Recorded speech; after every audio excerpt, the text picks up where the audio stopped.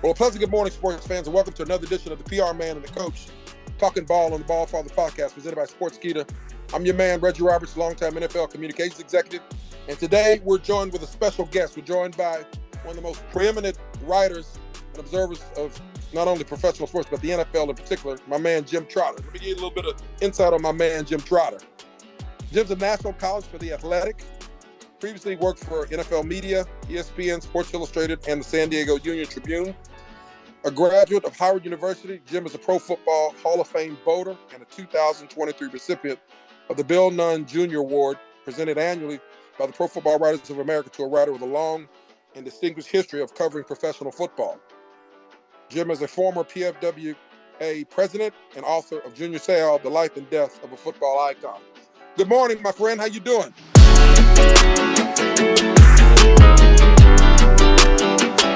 I'm well, Reg. How you doing, man? Hey, man, listen, it's an honor to have you on the podcast, on the Ballfather podcast, presented by Sportskeeda. Wanted to get you on because you are, today one of the preeminent voices of pro football today, and we just wanted to kind of get you to share some knowledge and drop some nuggets on us about today's game, what you like, what you don't like. I know. Before we do that, can we talk a little bit? I haven't seen you in forever. Can we talk a little bit about this, silver fox thing you got going on the face and whatnot? I mean, looking good. Well, I can tell you a couple of things. One, both my boys, we had a thing, but both my sons. One of my sons is 23. He's in grad school, finishing up his grad degree at my alma mater, University of Louisiana at Monroe, and the other one is a 21-year-old finishing up his undergraduate degree at Florida Atlantic in lovely, sunny, tawny Boca Raton, Florida. Both of them have full beards, and they're all big and black and really nice and sharp. And they're like, Dad, you kind of inspired us with your silver fox. So they call me the silver fox with Yeah. the beard. But it's Yeah. I didn't do it when I was working in football because I always felt like the beard wasn't the appropriate thing in the corporate world. But now that I'm sort of on my own and kind of doing my own thing, the beard is kind of, I like it, and I think it's kind of apropos with where I'm in my life right now. So, but thank you for No, noticing. it looks good on you, man. Appreciate it. Got to have with my favorite team, obviously. Playing a little bit, took 3 or 4 from the Blue Jays over the weekend, so I'm excited about that. Oh, good. But let's talk about you. You. Congratulations on your was a pioneer in the NFL, African American for the Steelers, scout, long time doing everything for the Steelers. So that's a pretty you're in pretty distinguished company to get that award, man. Yeah, no, it's so humbling and amazing because you have to remember I would say over the last, what was it, 5+ years, I had really been pushing to get Bill Nunn's name out there in terms of induction into the Hall of Fame because of his contributions to the Pittsburgh Steelers and that dynasty of the 70s. And so to have him be inducted into the Hall of Fame a couple of years ago and now to win an award that bears his name is just incredible, man. And people tend to forget, for all the things that Bill Nunn did in terms of being the first Black scout with the Steelers, first Black executive with the Steelers, recruiting those HBCU grounds for the talent that helped create that dynasty. He was first and foremost, a journalist. He was a columnist for the Pittsburgh Courier. So, yep. So it's funny that someone of that stature, in terms of his ability as a journalist, and goes on to do what he did as an executive. It's just, Reg, I don't have words, man. I get tongue tied on it because it's such a great honor. And actually some friends and I are working on a project to try and get his life story told as a movie or a documentary. So it's just funny how he keeps coming up in my life, and he's a man I never met, but just someone that I have tremendous respect for. Yeah. I when I was in Atlanta, Mel Blount and those guys who were part of the whole Black College Football Hall of Fame would gather every year. Steve Weiss would host the awards dinner in Atlanta, and Mel Blount, who I've known forever, would come to the league office, but Mel would be there, and we talk about Bill's contribution.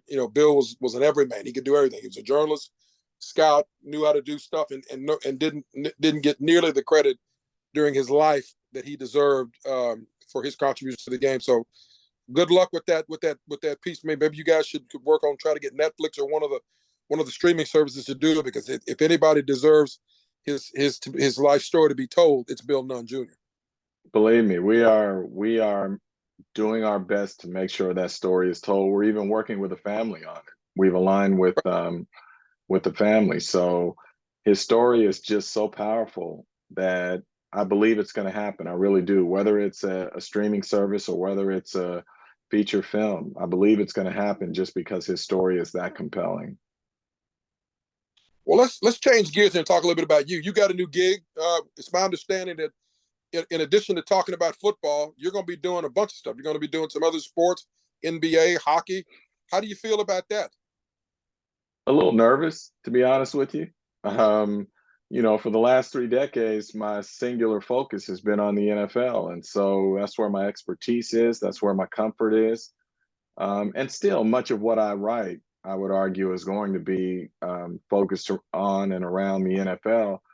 But what this new gig does is it gives me an opportunity to spread my wings. And if I want to write about the NBA, if I want to write about Major League Baseball or hockey or UFC or whatever it may be, the opportunity is there. And so I love that. But I say I'm a little nervous still, uncomfortable in that I don't have the sources set up in those sports like I do with the NFL, to where I can just get on the phone and get some people if I need them. Now these folks don't know me because I haven't been around their game or their sport.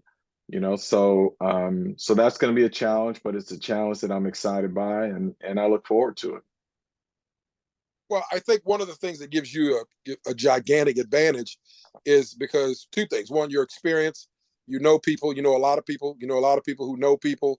And a lot of times, what I found is in my business as a communications executive, 28 years in the NFL, if someone was new to the beat and someone called on that person's behalf and says, "Hey, this guy just got this gig. You can trust him. He's a good guy." I'm more apt to take the call Right. as opposed to this. I'm off blind and leaving a message. So case in point, there was a young man, who's now no longer with us, Vaughn McClure, who you knew, Yeah. who Vaughn came from Chicago and came to Atlanta to cover the Falcons for ESPN. And you know who called on his behalf? Two people that you know: Dan Pompey, who's a close person of mine, who's as credible a journalist as there is in all of the sports and all of pro football, and Lovie Smith. Lovie Smith called on his behalf.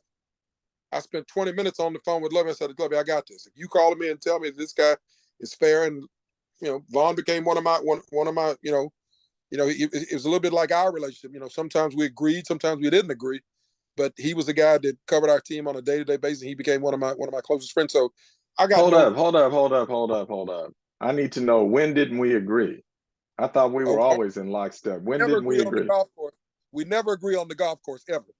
Even though you have I think the advantage is 6'2" you right now. I think that's what it is. 6'2" you right now because you played well lately. Lately you've been I'll playing. take that. Yeah, I'll take 6'2". that. You're up 6'2" right now, but I'm making a comeback because Hey, I got time to play now. I'm ready. I'm ready. Man, those were some, you know what, Reg, it's funny. People, they like, I think they're gonna know this, or they would have believed this before I said it.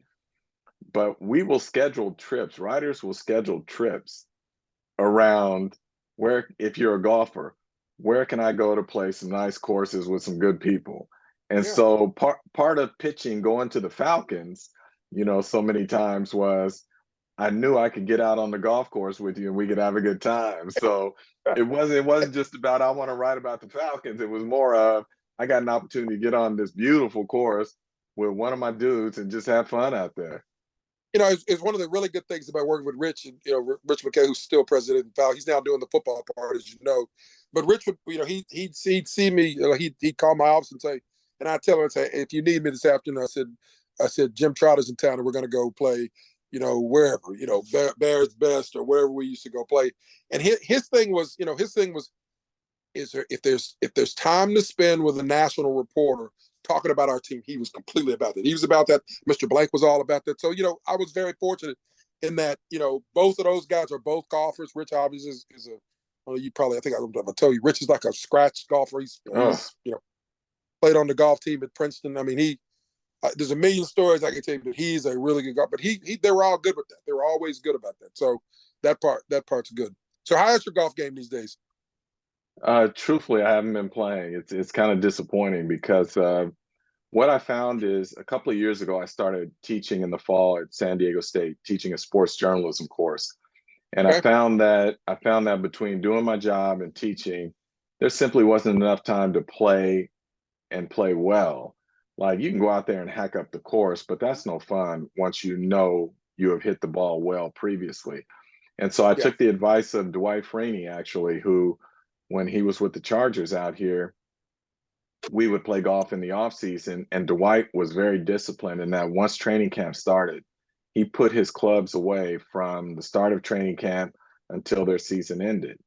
And 2 years ago, I started doing that. I put my clubs away once training camp started and wouldn't pull them out again until after the Super Bowl. And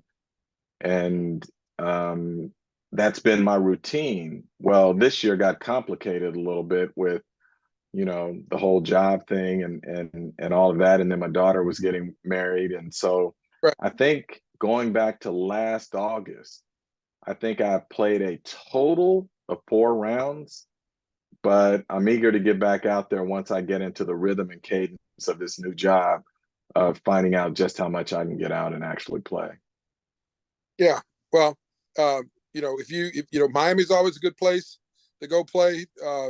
Anywhere in South Carolina is a good place to play. I don't know if Bruce Spade plays, but I know that the Dolphins, they've got guys down on their staff who play because I've gone down there to play with them. So No, I got to let me get ask out with you. We got to get out. I got to get you out on the course again. So you, listen, it's going to take a lot. It's going to take a lot for me to leave Florida.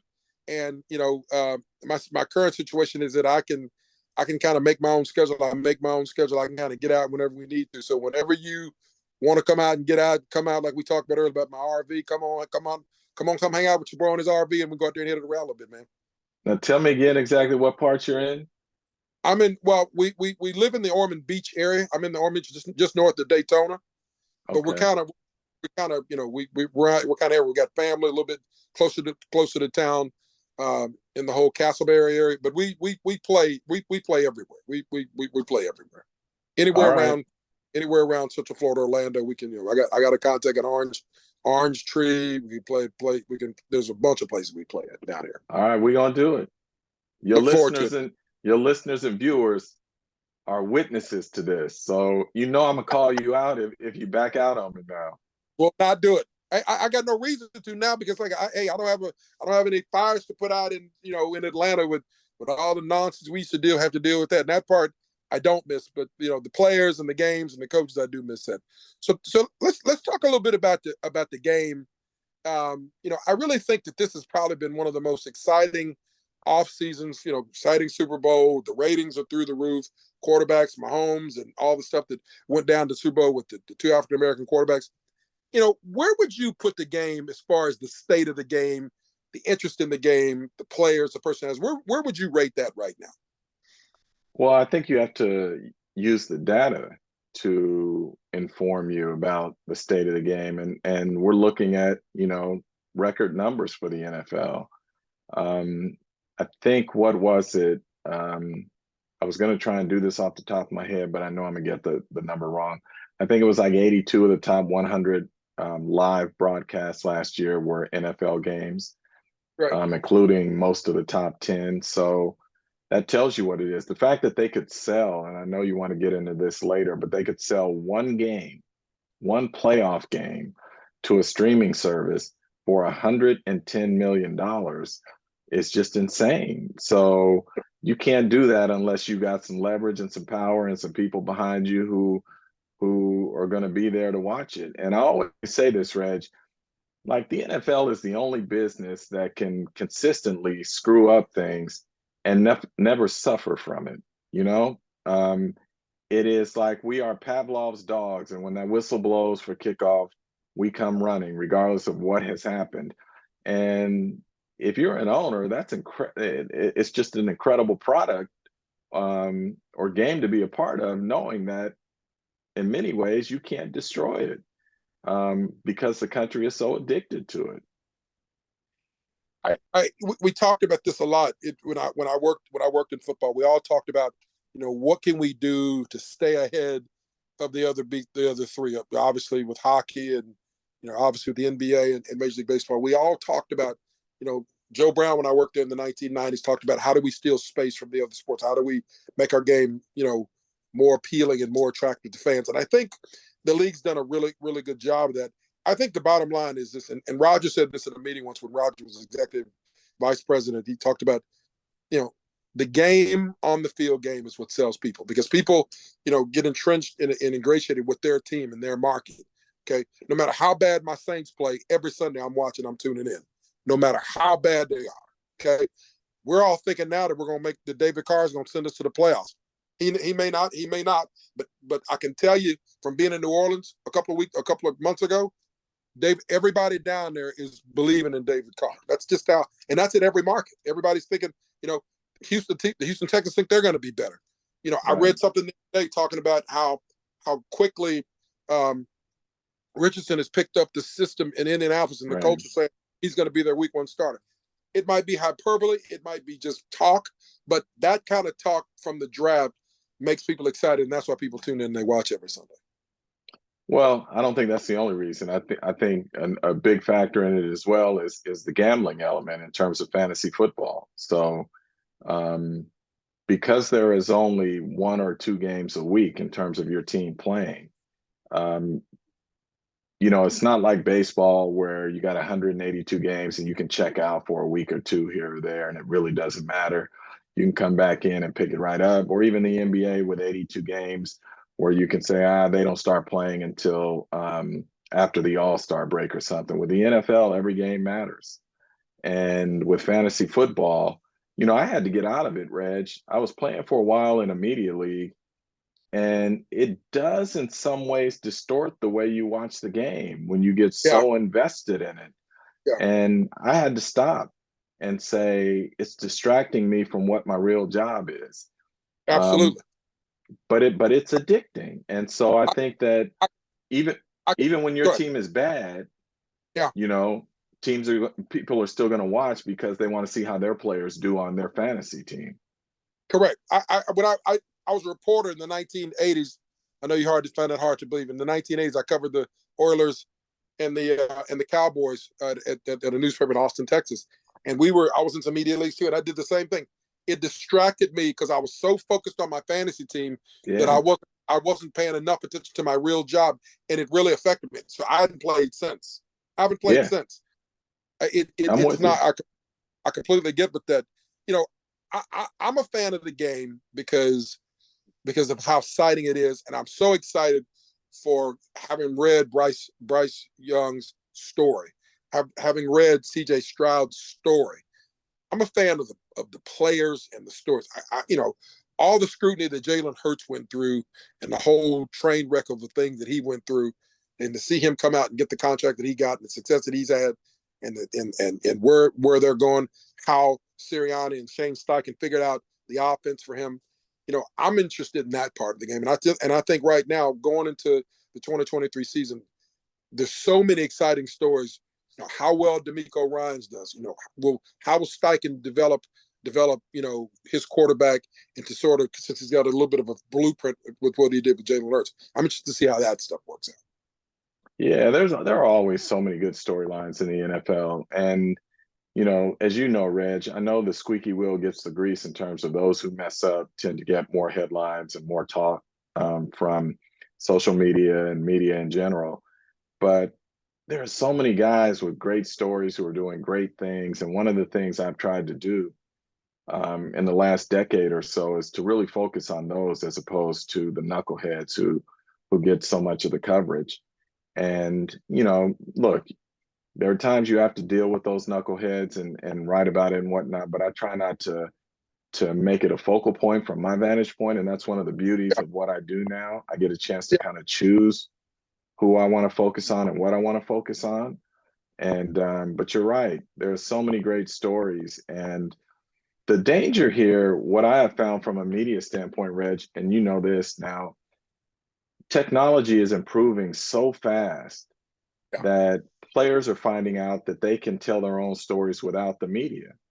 And I'll give you a for instance. I won't use the coach's name, but there's a coach, really talented coach, who is not coaching this year. And I called him recently and said, "Hey, I would love to tell your story about what's going on because you should be in the league." And he said to me, "I appreciate that. And if I were going to do it, you know, with anyone, I'd do it with you." But he says, "I'm creating my own media company and I'm going to tell my own story." And I was Wow. like, wow, you know, Wow. that's the culture and the age that we live in now, where these guys have made enough money and technology is so readily available that they can say, you know what, I'm going to eliminate the middleman and be my own messenger. And that's powerful for them, but dangerous for us who are in the game, who are paid in part to tell their stories, you know? So it's a different day and age out here, Reg, in these streets. So these young people, they got to deal, you know, and myself as well, but the young journalists who are coming up have to deal with so many things that we didn't have to deal with back in my days when I was young, that, man, it's almost like, you know, sometimes you can't help but think it's good that I'm closer to the finish line than the starting line in my career. Yeah, I've got 5 guys who run PR, NFL PR departments who I trained or either were my assistants, and I speak with 2 or 3 of them on a regular basis, on a not weekly basis, but in a month, 3 or 4 times, I'll talk to them. They'll call me, they'll ask me stuff, ask the old man what I think or my thoughts on certain things. Um, you know, and the refrain from all those guys is the same. It's changed. It's not the Oh same. yeah, It's not your father's NFL. It's not your grandpa's NFL. Um, you know, longtime Rams PR man Rick Smith said this a long time ago in one of our PR meetings someplace.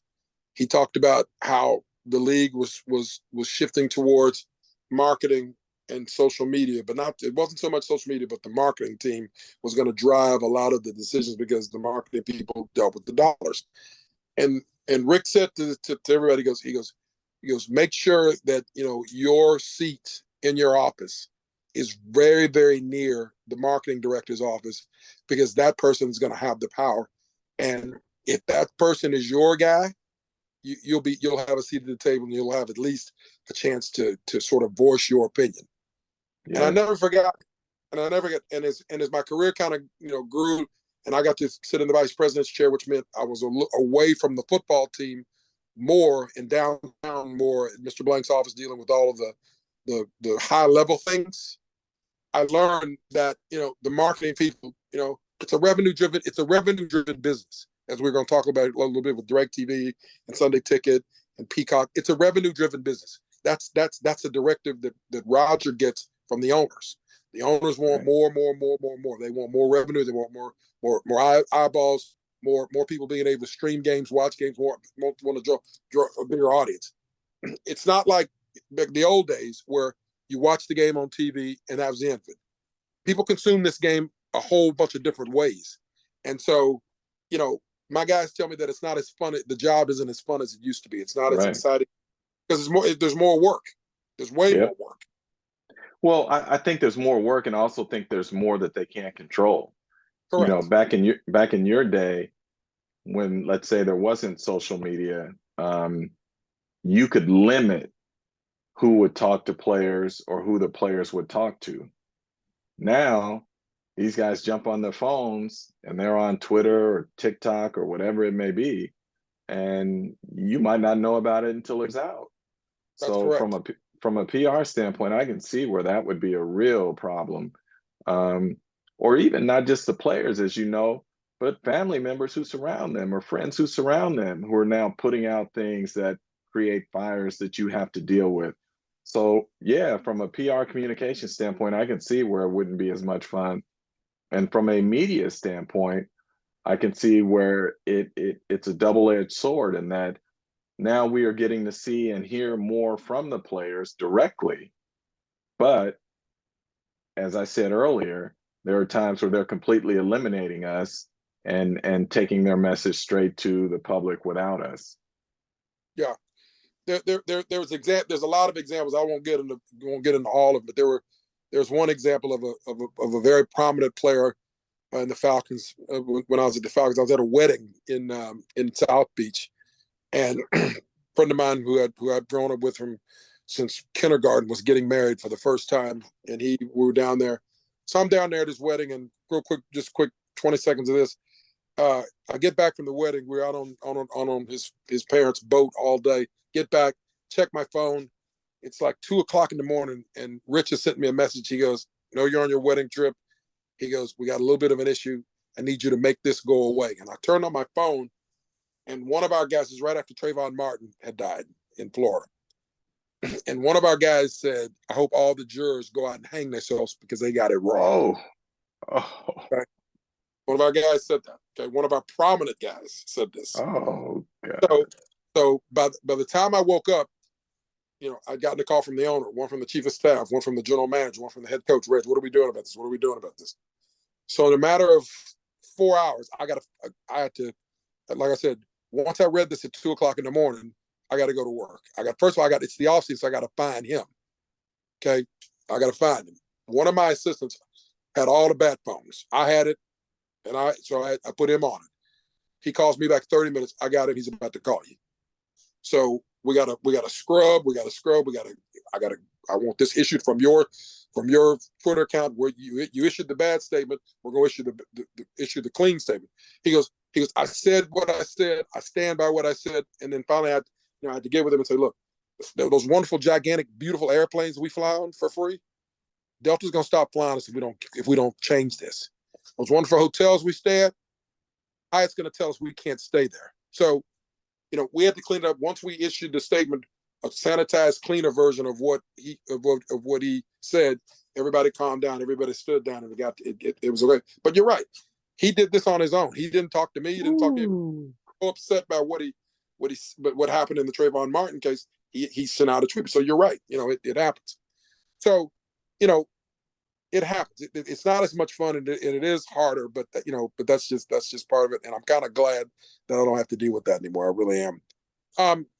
Tell me about this whole thing last week that you tweeted a little bit about with regards to Peacock and the game. The NFC wildcard game that's going to be on Peacock TV. Talk to me a little bit about that and what your thoughts on that is.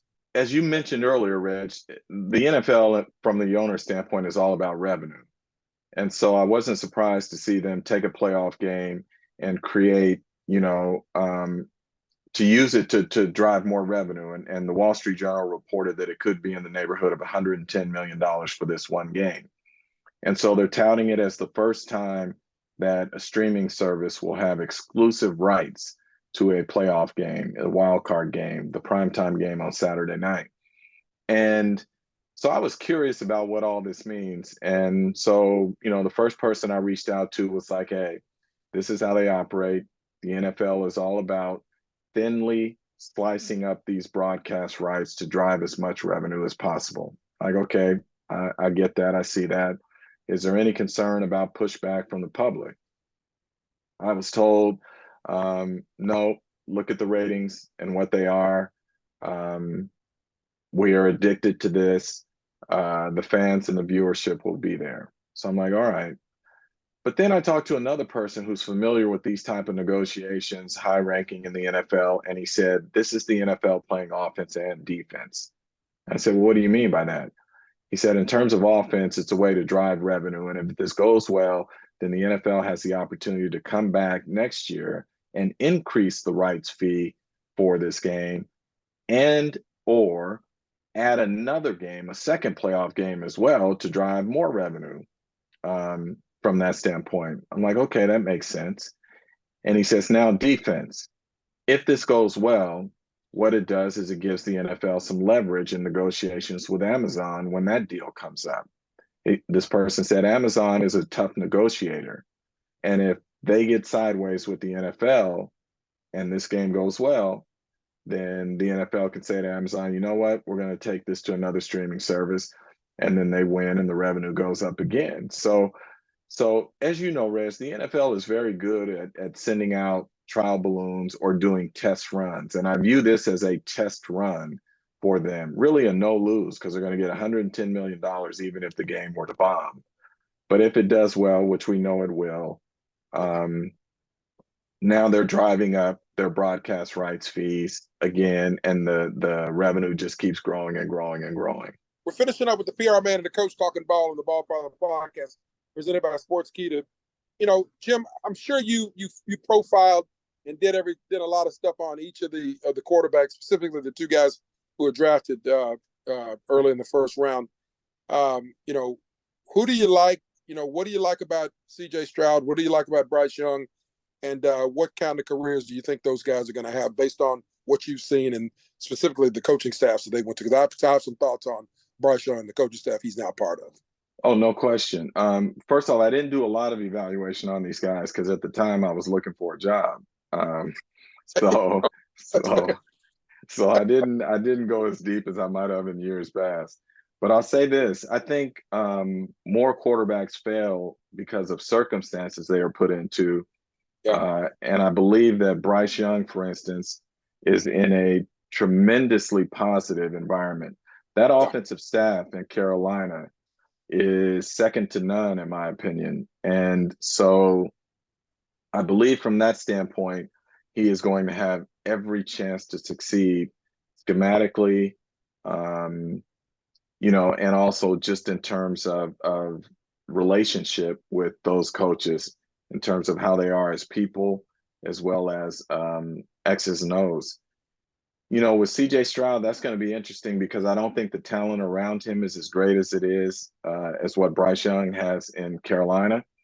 And, that's a rebuild that they're going through there. And I think D'Amico Ryans is going to get it right ultimately, but it may take time. And so the question becomes, CJ is going to have to show that mentally he is strong and can deal with some of the struggles that are going to come from a young quarterback in a rebuild situation. So that's not to say that he can't succeed or that he won't succeed. He's just going to have a tougher road than what Bryce has, in my opinion. Okay, last question. Last question. Of everybody that's of the team from a team that's under the radar right now, going into the 2023 season based on how they came on last year, maybe some new pieces they've added in free agency, draft. Who do you think right now is your under the radar? Who would you call your under the radar team who you think's poised for a big breakout in 2023? Ooh, that's tough. The obvious teams are, the Jets didn't make the playoffs, but everybody's talking about the Jets, right? With Aaron Rodgers going there. Right. If you want a team that no one is really talking about who kind of intrigues me, I would argue the Denver Broncos from this standpoint. I want to see what Sean Payton does with Russell Wilson. And I believe that the setup last year with the Broncos, and I said this before the season even started, I didn't believe that it was going to work well from the standpoint that what Nathaniel Hackett was running did not fit Russell Wilson's style of play. With Sean Payton, here's what I know. He will adjust his offense to the skill set of his quarterback. So go back to his time in New Orleans when Drew Brees got hurt and Teddy Bridgewater had to come in and play. I'll never forget this. They were playing Seattle and they win the game. But after the game, Sean just looks sort of really down, as if they had lost. And I remember asking him, what's wrong? And he said, I've got to do a better job of adjusting my play calling to the skill set of Teddy. And he felt that he had put Teddy in some bad situations. Long story short, he makes the adjustment. Teddy goes 5-0 as a starter that year. Go to the next year. Drew gets hurt again. Taysom Hill now is the quarterback. Taysom Hill's skill set is dramatically different from Drew's or Teddy's. So what does Sean do? He builds that offense in the short time around Taysom Hill's skill set. And I think Taysom went either 3-1 or 4-1 as a starter. Okay, 3-1. There you go. So that's why I'm really intrigued to see what's going to happen in Denver because we know Sean has talent on that roster. Now the question is, can he bring out what Nathaniel Hackett could not bring out on that roster? I think that's a really good call from what you said with regards to Denver. The one team that I thought ran out of gas down the stretch because they were atrocious on defense were the Minnesota Vikings. Okay, offensively, yeah, I've always liked Kevin O'Connor. Everybody talked about how good he was. Kevin O'Connell. I thought he was I thought what they did, some of the stuff schematically they did on offense, with, featuring Justin Jefferson. They need to figure out the running back position because I keep hearing they don't want to pay my man Dalvin Cook $10.4 million, which is silly, as good of a player as he is. I understand the running back position being the most devalued in the NFL, but because they got Brian Flores now on offense, on defense, I think they're going to be dramatically better. And if the defense let them down 4 or 5 times last year, they'd have won 3 or 4 of those games. They might have been playing in the conference championship. Might have been, maybe. Yeah, they won an awful lot of one-score games last year. I can't remember what the figure was, but it was dramatic. 8 or 9 one-score games. Yeah. So yeah, it could be. I get a little nervous about them, as you say, because of the running back position. And if Dalvin isn't there, how are they going to hold up? Because he's such a dynamic player. I understand he hasn't stayed healthy of late. I understand the price tag, all of that. But still, Dalvin is a home run hitter, to mix metaphors here. So you could be right about that. But the other team that in that division that really excites me, and I don't know that we can call them under the radar, are the Detroit Lions. I got a chance to see them down the stretch last year when they put it together. And I'm really bullish on what this is going to look like for them this year. I think one of the keys was they didn't lose any coaches. Their offensive coordinator had been up for a head coaching job and instead decided that wasn't time, and decided to stay with the Lions.